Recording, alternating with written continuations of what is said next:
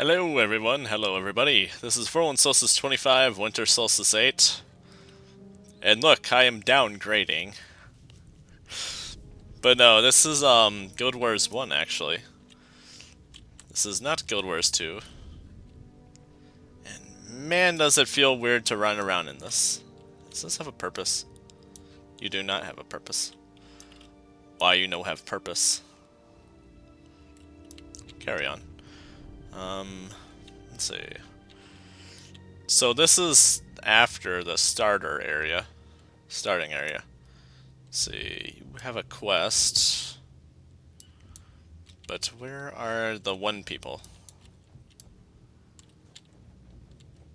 So something quite notably different about this compared to Guild Wars 1 is that playing this, it's a little more, you should feel inclined to party up with another player or even with the NPCs. That's right, you can party with NPCs in this game. I just need to remind myself where on earth they are. Wait, are you, no. Let's go on guard. You're not. What do you have to trade for? No. You're a player. You're another player. These are the henchmen for hire. Let's see. Player dancing. This is annoying to look at. But, first of all, let's hire this healer. Then let's hire this archer. And then, to sort of balance out the team a little better, let's hire this fighter. So the logic of this is the healer is going to help me stay alive, the archer is going to help deal like damage from afar, the fighter is going to do a lot of damage also, but they're going to be more in people's face and keeping things off of these two, which is the idea. So yeah, there's some notable differences between this and Guild Wars 2. One of that being like class roles. Like that was a thing, very not as much of a thing at all in Guild Wars 2. Like, let me be honest. Like, you could forget that there is such a thing at times. Because people would be interested in like building all these different ways to help them sustain. And classes worked very different between both Guild Wars and Guild Wars 2. Let's see. Like one of the notable ways classes are different is you start with picking out one class, and then you get to pick another class of like basically a second profession alongside your original one. And that affects what kinds of skills and like combinations and formats of skills you get. Another thing you'll note is this bar. This is an energy bar, basically. To my understanding, there is no dodge button. So if there's any form of not getting hit to be done, it's either hope you don't get hit, or just have like some sort of evasion going.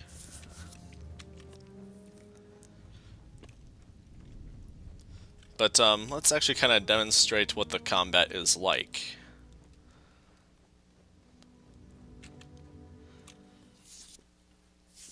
And also notable, the loading screens are very shorter lived. Yeah, this is the party stuff, the NPC party stuff, kind of more in action default.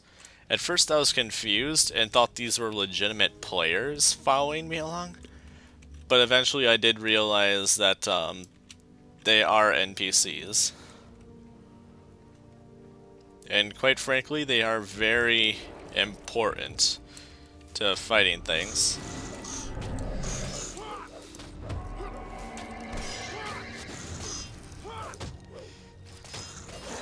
see.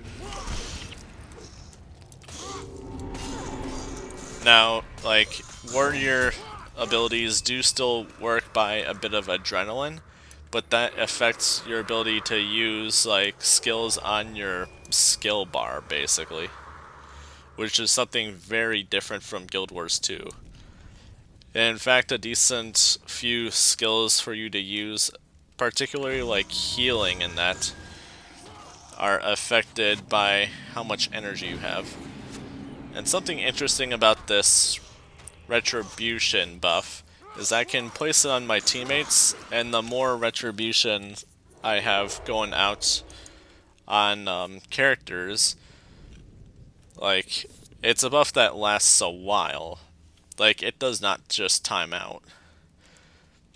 But because of that, like, the main, like, cost of the effect of that is that it slows the amount of rate that my energy comes back. So say I cast that on every single member of my party, my energy is just straight up not going to be coming back. Oh.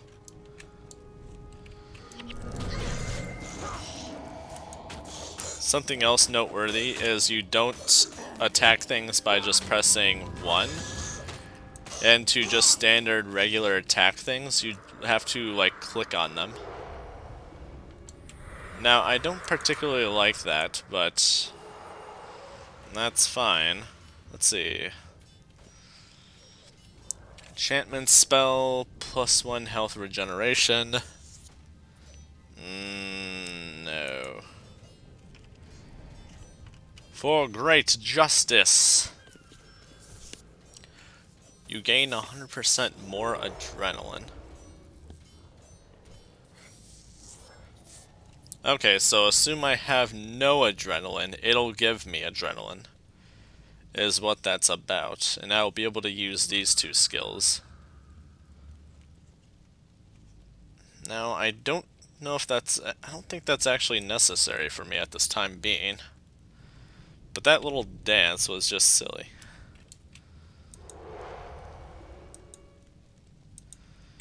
Now, another thing noteworthy about Guild Wars 1 versus Guild Wars 2 is that in Guild Wars 1, there's only one playable race. In Guild Wars 2, you had like 5. Like, the only playable race in Guild Wars 1 is the humans. In Guild Wars 2, there's the humans, the Char. You'll see Char in this game, but they're basically jerks. I think a friend told me that you can actually find a few Azura in here, but they look different. So I guess that's a wait and see thing for me personally.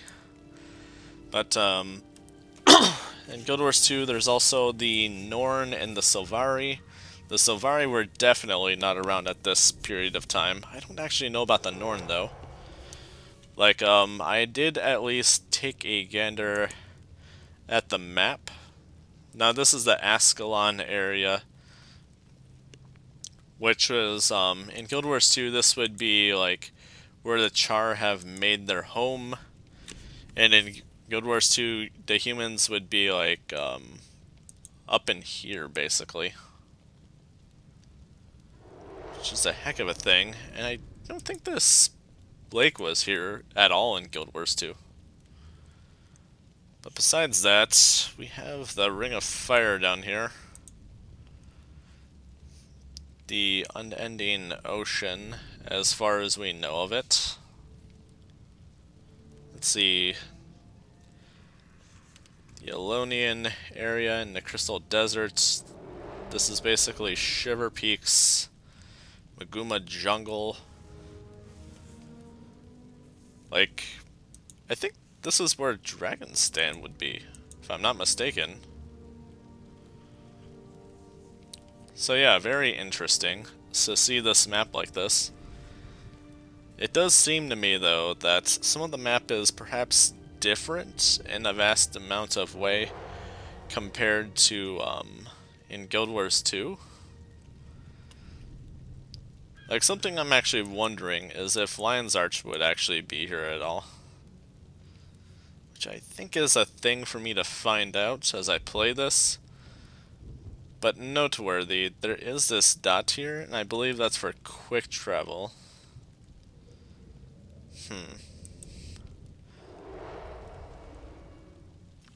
But something I find to be quite useful is to pay attention to the minimap, like a lot.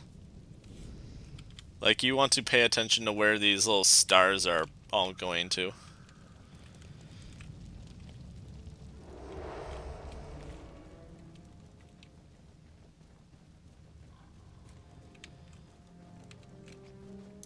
Something else I've been noticing in this game that I'm not quite seeing in Guild Wars 2 is a handful of certain enemies, like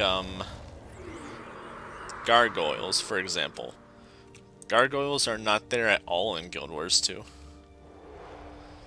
Like, instead, there's something that looks kind of similar to gargoyles, but behaves quite differently. Like, walks and such similarly, but looks a little differently, and also behaves quite differently. Like the trolls. I just find it very weird. And apparently there's an NPC that actually sells in Guild Wars 2 that actually, it's like a quest NPC. They actually supposedly sell like fossilized like gargoyle remains and whatnot. Which brings up another thing pretty neat to mention about this game. Is that Necromancer, when it comes to summoning minions, those minions require fresh bodies to actually summon, like, say, a bone minion.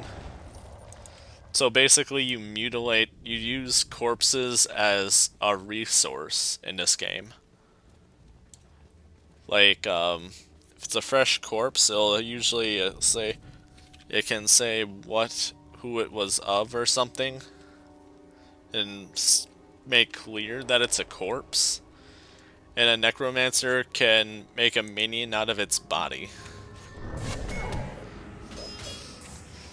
And I confirmed with people back in Guild Wars 2 about this, that was actually a favorite of people's when it came to the PvP. Where they could just turn enemy bodies into minions. And I must say, that must be like the most awesome experience ever.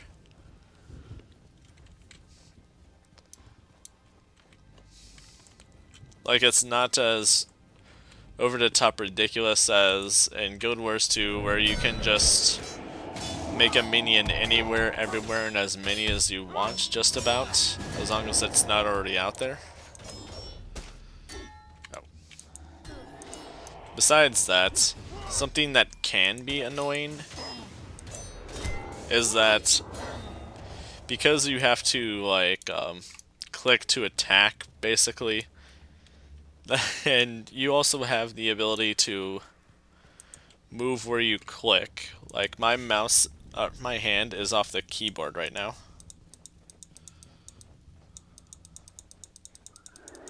You can, like, see the little markers I'm going by on the ground.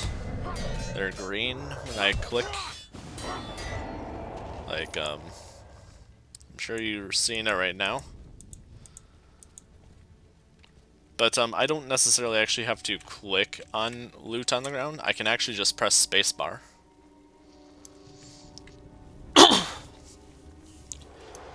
But yeah, I actually seen this place in its own former glory, but I also got to see it get destroyed, which was pretty cool.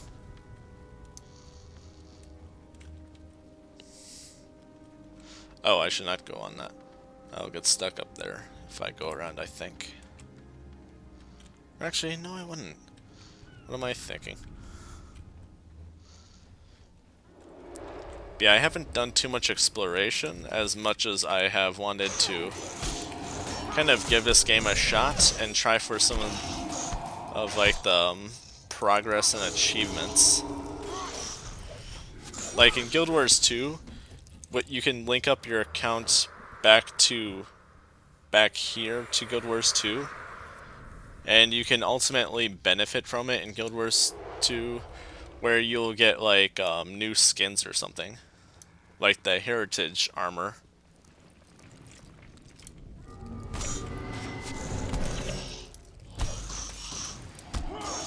So noteworthy about the 2 skill is it uses up all of your adrenaline.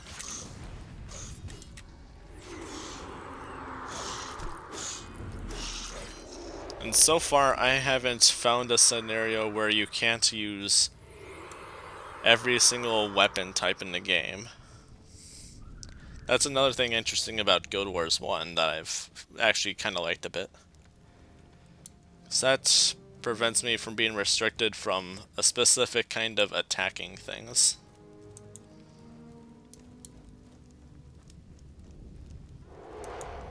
A mission of peace.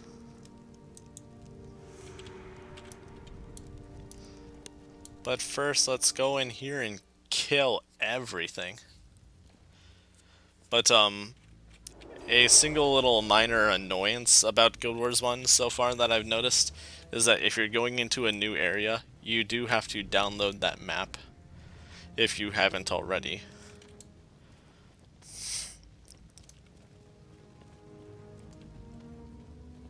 So yeah, it's like there's merits, there's annoyances, like ever so slightly minor complaints, basically.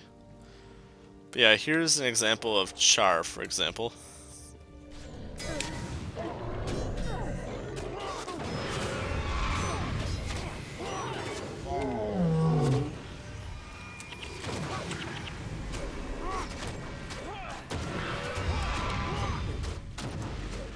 Yeah, like some foes... Ooh, right, I didn't mention this part yet. But apparently, if, like, non-player figures kill you, you can actually level them up, basically.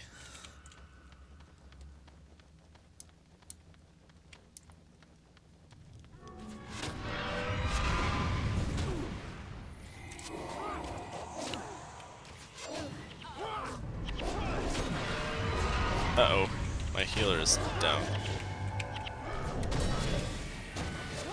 Wait, scratch that, my healer is alive now. Now they're dead?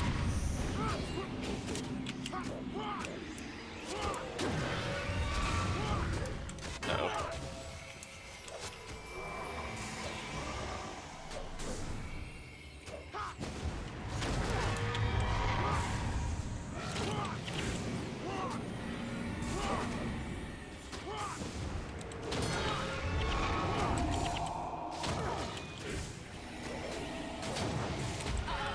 No.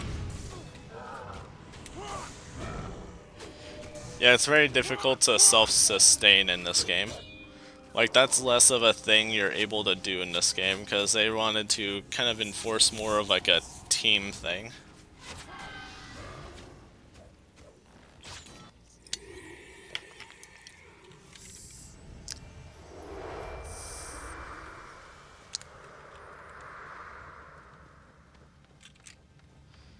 But I think if I'm going to go back there, what I'll probably have to do is I'll have to take out the buddies first, and then I'll have to take on the tougher Char. Now, in actuality, I don't think I actually have to go across that area specifically. Instead, it does appear I do need to go this way.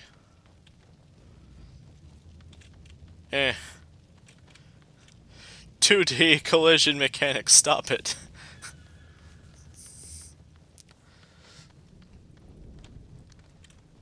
Yeah, that's basically the most main part of what annoys me of this.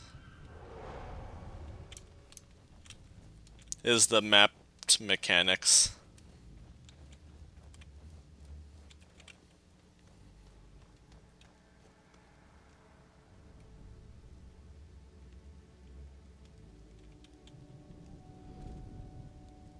You gonna show me the safest way? Okay. I'll keep you alive. Wait a minute, can we go... actually underneath this?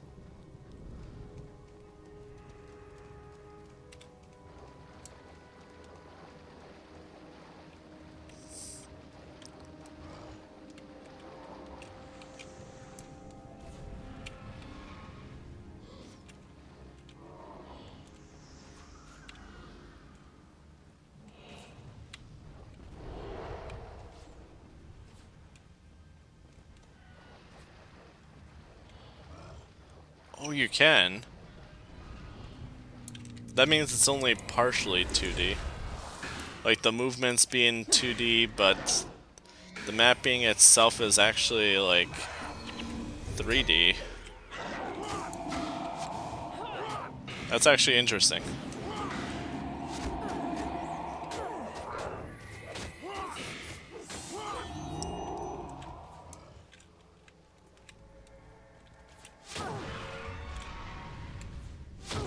What's hitting you?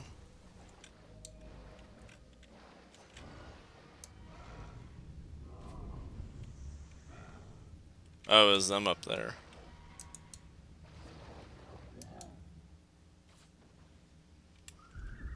I don't know how to heal you.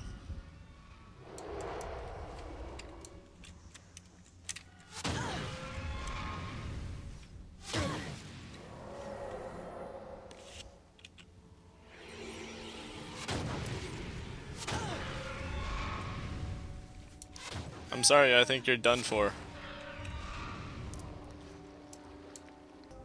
But yeah, noteworthy. Actually, if I was a necromancer, I would be able to turn my own teammates' corpses into minions. Just a little fun side note. So something worth mentioning is that in like areas where you're off doing like missions and like fighting like enemies and bosses and things, you're not gonna just run across random players that way. Instead, you meet other players in a more lobby sort of fashion. Where like there's tons of these little in-between areas. Like cities or I don't know how else to really describe them. But ultimately that's basically where you'll actually see players. Besides that, I guess there is like some amounts of looking for groups and that, but I don't know.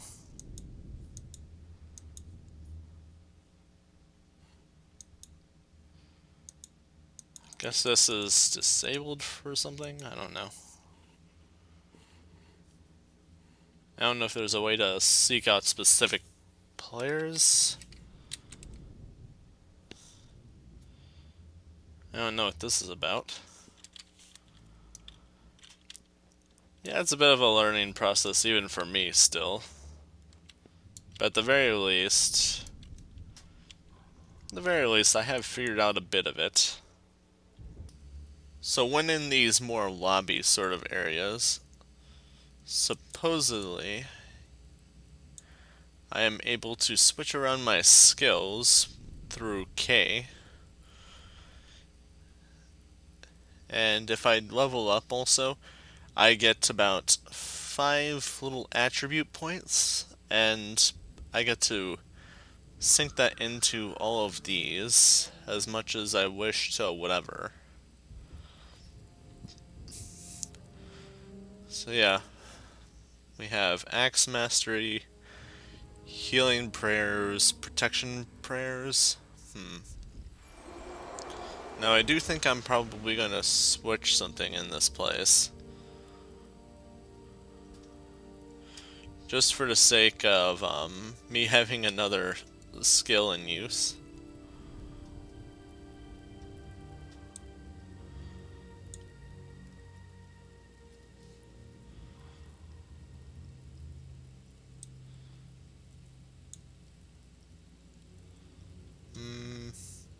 On second thought, actually, let's go back to Symbol of Wrath.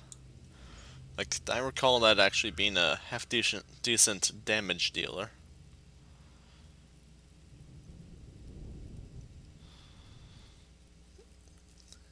Alright. So, something newer characters, like, after you have your accounts synced up in Guild Wars 1 and Guild Wars 2, like, your new characters sometimes happen to have the Hall of Monuments Portal Stone, or if you want to just grab that with an older character on Guild Wars 2, you can just go into... There's a place in Lion's Arch. I'm not sure if I'll be able to get a very good view of that. No, I won't. But it'll be in the western side of Lion's Arch in like a more secluded little area of like the mainland. But there'll be a merchant that'll give it there. And this takes the player to the Hall of Monuments. Not sure why the Hall of Monuments is also the Eye of the North, apparently, but, yeah, apparently it is.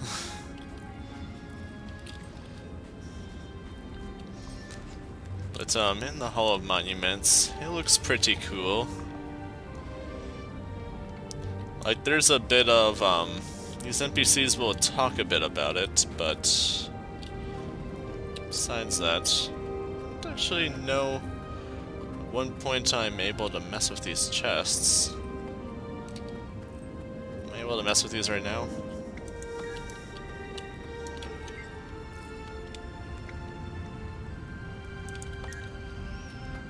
Okay. If I am to guess, those are probably a storage thing of sorts. I'll have to look into that, but the NPC I actually want to see is over this way. It's a pretty small place, but apparently this is in the Shiver Peaks somewhere.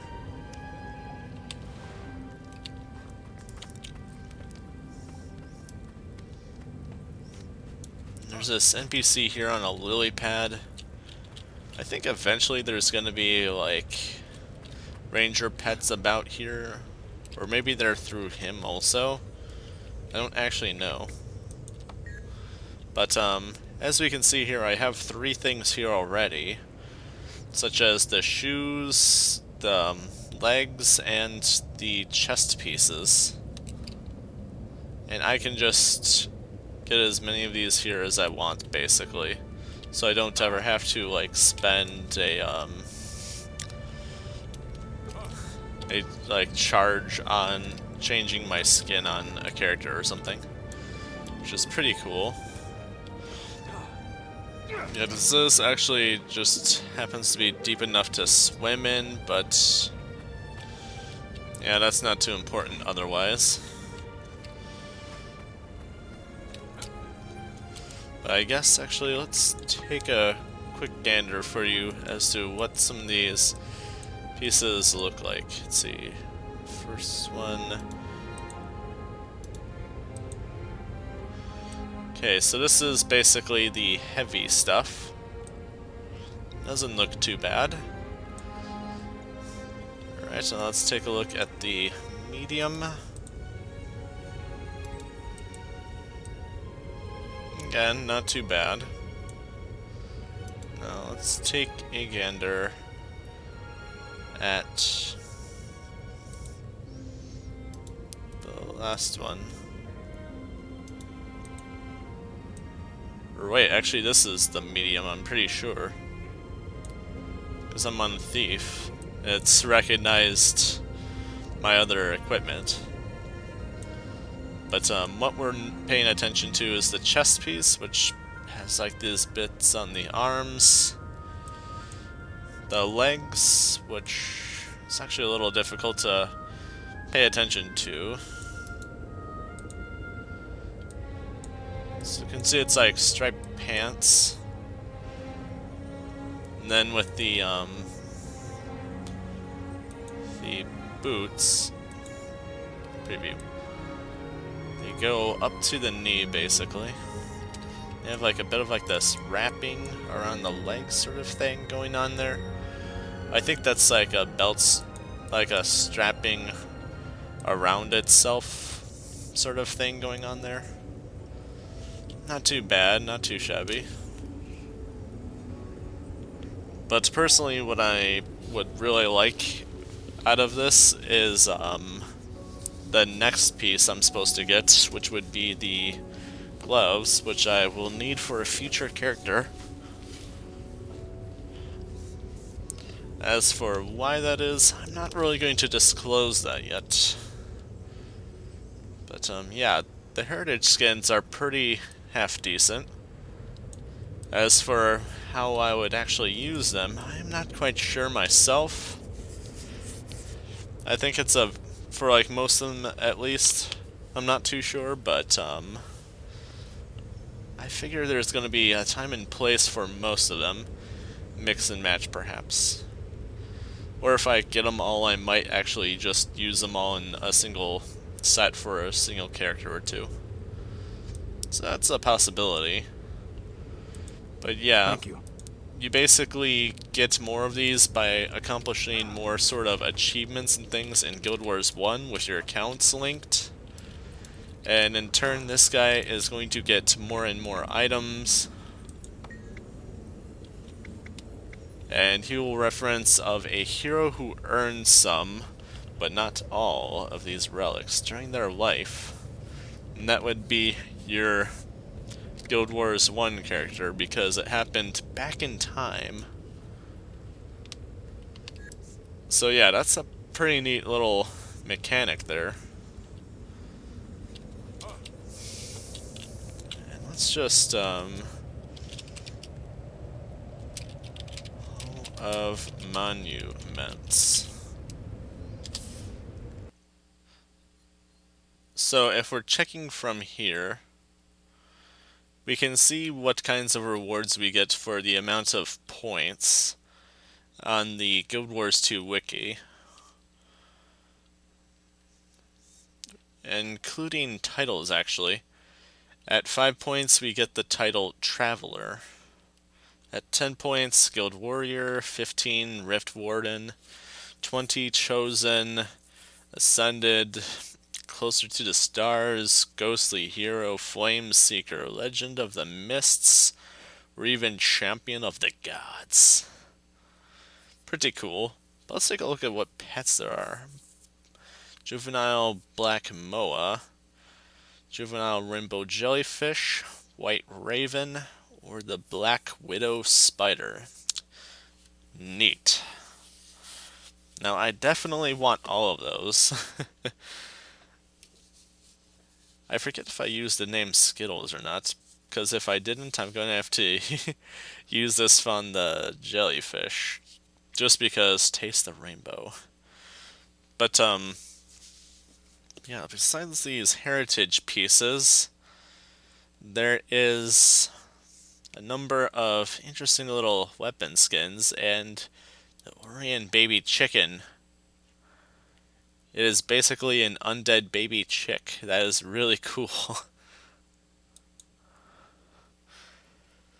So yeah, Orange Tabby Cat. I wondered where people got that from, but didn't really think too much about it. So yeah, there is undoubtedly a lot of benefits to really kind of digging into this. I guess this is supposed to be... Is it supposed to be like of an older golem or something that's in Guild Wars 1 or something? I don't know. No idea.